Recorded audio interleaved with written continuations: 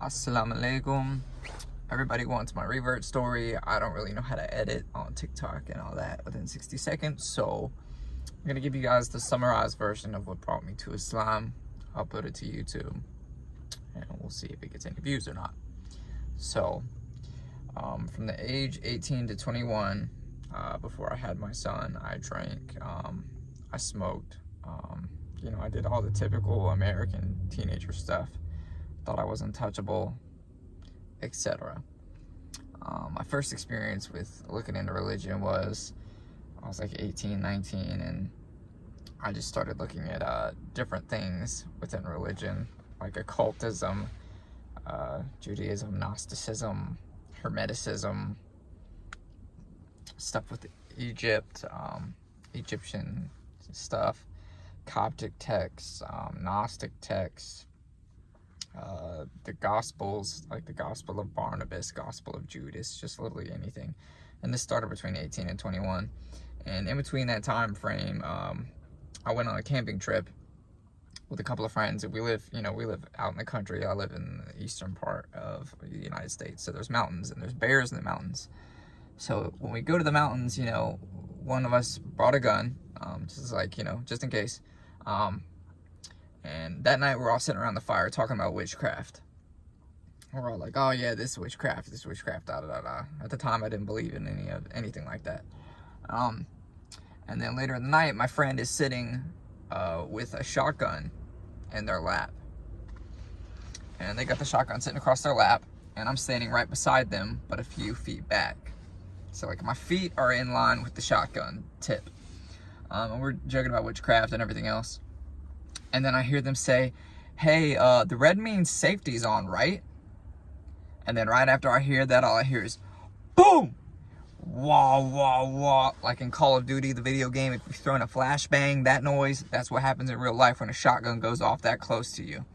And all I see is the dust in front of me fly up and the tree beside me explode. And I fall back and I pass out because I thought my legs had just got blown off. And I come to him, my friend, I'm not going to say his name, I'm trying not to say any names.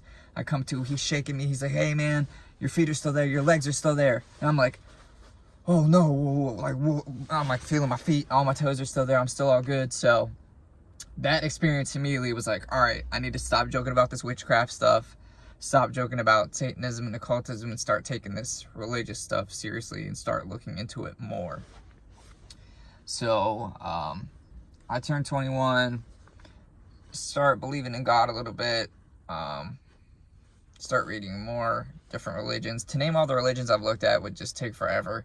I've literally looked at Taoism, Buddhism, Gnostic texts, again, Gospel, occultism, Aleister Crowley, anything ranging from good to bad religions, I've looked through them at that time. So I turned 21, I have my son, things looking great, I'm like, life is amazing. I have my kid, like life's good. I go through good and bad times. By the age I'm 22, life is still getting a little hectic between me and his mom, and I can't remember if it was 22 or 23. I just know it was 2015. I had put Oliver to sleep. I put my son to sleep, and I go to a cookout that we were throwing. It was like a couple days after my birthday. I didn't celebrate my birthday, so we went to this cookout. I'm drinking, I'm smoking, still like an idiot. Still hadn't got my stuff together. And I kept on hearing my name through the crowd, so I knew something bad was going to happen. And if I would have listened to that instinct, I should have left, but I didn't leave. So I'm walking to my vehicle, and I hear my name. Somebody called my name. And I turn around, and there's this person. And they're not excited because we had broken up. They were mad. I don't know the situations behind it, but I just know that there was this person in front of me, a person to their left, and a person to their right, and a crowd behind them. And as I'm talking to them and laughing in their face and telling them to leave, they have no place being here, I look down to my pocket to get a cigarette out. I get cracked with a liquor bottle. The liquor bottle hit me here in the left side of my face. If I was hit here, it would have killed me, but it hit me here. You can see the scar where they did the surgery. So I get hit with a liquor bottle, it smashes my orbital, and the whole left side of my face and my back teeth.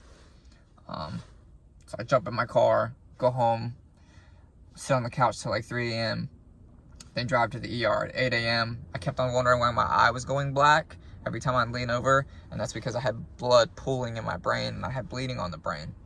So I get my MRI done, I get my CTs done, and my face looks like a spider web. They're telling me I have to have all this surgery. So, during that time, I was pissed. Pardon my French, but I was pissed. I was mad at God. I was like, how could you let this happen to me? Like, what have I done so badly that I'm almost murdered? So I decide after both my surgeries, I had a surgery and then a recovery time of 6 months after each one. I decide to leave the state for a while. So I left the state and I went to Colorado. And a couple months after that, I went to Arizona. In Arizona, I met up with one of my friends whose family lives in Saudi Arabia, and sometimes they come back to Arizona. So he's the first person to start talking about Muslims and Islam, but he wasn't a Muslim himself, but he still would always talk about it. So I feel like he kind of put those thoughts into my head. I'm like 24, 25-ish at this time.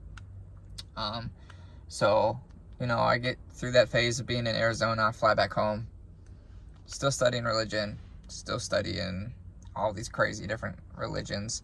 So I start to just think, if religion is real, the occult stuff is real, the Gnostic stuff, the crazy stuff is real. Like, as above, so below, and all that type of stuff. And, I started, looking into that, and I got to the end of that, and I was just like, still, I believe there's a higher power, I just don't know what. And then a couple months back, let's say like 10 months back, I'm 28 now, 29 in May, inshallah.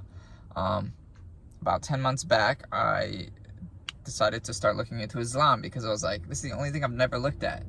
And, living in America, I was in 5th grade when 9/11 happened, and I have family in the military, so the narrative was always pushed.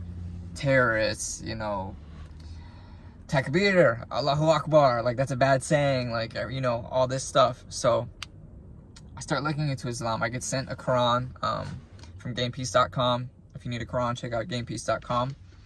I got a free Quran from them. It's an English translation, and I started reading it.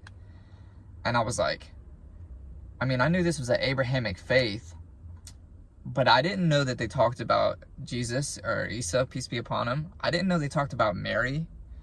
I didn't know that they talked about Abraham and Moses and Noah and all these other prophets, Enoch, like prophets that I had read about, the Gospel of Enoch, like, peace be upon all these prophets, but I didn't know that Islam talked about any of them. So I'm reading the Quran, and it feels like the book is telling a story. It's talking to everyone, but it feels like it's talking to me at the same time, and I've never felt like that. And, when I was reading Christianity, there was a time where I was like, all right, I'm going to pray to you, Jesus. If you truly are God, you'll answer my prayers. When I did that, nothing happened. Just from my experience. I'm not knocking Christianity or anything like that. Another issue I had with Christianity was the Trinity. So it just never made any sense to me. How can God be a person if God is this all-powerful being? Why would he need to manifest himself in human form? Who was Jesus praying to? Why did Jesus cry out onto the cross, Father, why have you forsaken me? If he is technically God, he knew he was going to crucify himself. Just things like this did not make sense to me. So I'm reading the Quran, and I was like, man, this seems legit. So I was like, you know what? Let me try and pray. So I was really down on my luck. I was hurting for money. And I prayed to Allah subhanahu wa ta'ala, I'm not asking for a sign. I know we're not supposed to ask for signs. But if you could help me in my time of need, it would solidify things that I already believe. And then a few days later, that prayer manifested. And since then, many prayers have manifested. Right after that, I took my Shahada in my room alone, and I have been a Revert Muslim for about 7 going on 8 months now. So Inshallah, I will make it to 29. I will keep learning more. I will eventually be back on TikTok, and I know this is a long video and it drawled on, but I don't know how to edit or anything. Thank you to everyone who supported me. I'm sure there's bits and pieces I left out, but yeah. Allahu Akbar, Alhamdulillah, Subhanallah. And I'm just so glad I found Islam. I've got so many brothers and sisters that are amazing. To anyone watching this, if you've ever thought anything negative about Islam, read the Quran or talk to a brother or sister, and you will see that it is the complete polar opposite of the narrative that they push on TV or the narrative that they push on the internet. Because it is not violence, it is not oppressive, it is not any of these things that get pushed. And I'm a white boy from Eastern United States. I live in a very Christian state. I live in what they call the Bible Belt, and I'm telling you, the narrative they push is so incorrect. So I'm so glad I found Islam. Hopefully this helps one person find Islam as well. And this was my story.